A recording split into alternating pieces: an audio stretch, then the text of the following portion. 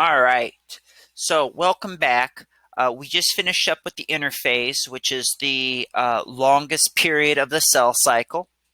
Okay, we talked about the three different subphases of the interphase. Growth 1, where the cell is growing and now it is receiving a special job to do, whether it's a brain cell or a skin cell or a blood cell.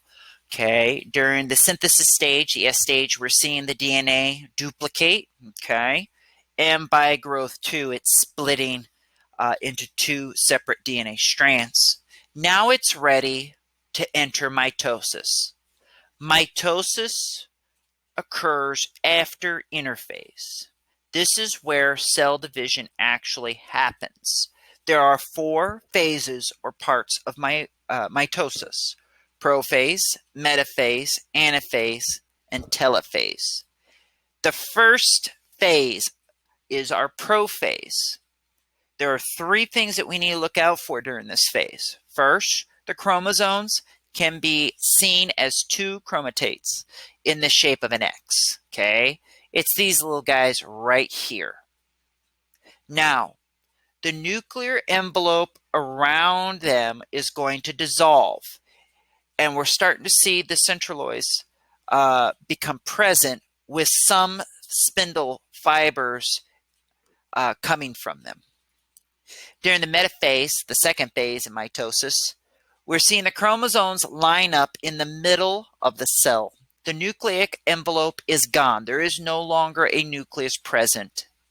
The spindle fibers, okay, on opposite poles are stretching towards the chromosomes. They are literally coming towards the center to connect with the chromosomes in the center.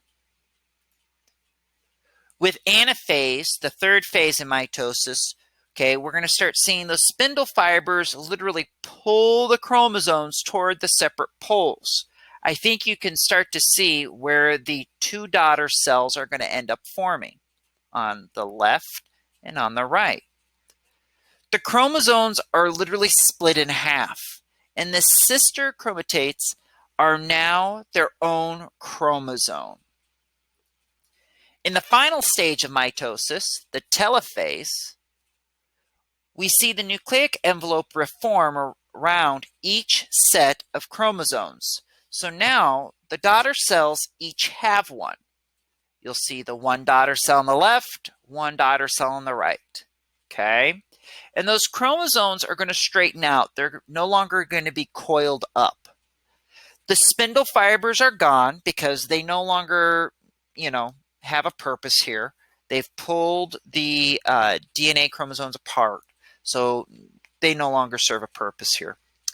And we're starting to see cleavage furrow forming between the cells. This is this kind of V shape, and that's because the two cells are starting to pinch apart. In the final phase of mitosis, the cytokinesis phase, we start to see the two cells, the two daughter cells, pinch apart, and they form two separate cells. Okay, remember, these two cells are the exact same. Okay, the two daughter cells are always going to be exact replicas of the parent cell. Now, we're going to be talking about the difference between unicellular organisms and multicellular organisms in our next video, okay? But we need to keep in mind that mitosis serves a different purpose between those two types of organisms. See you soon.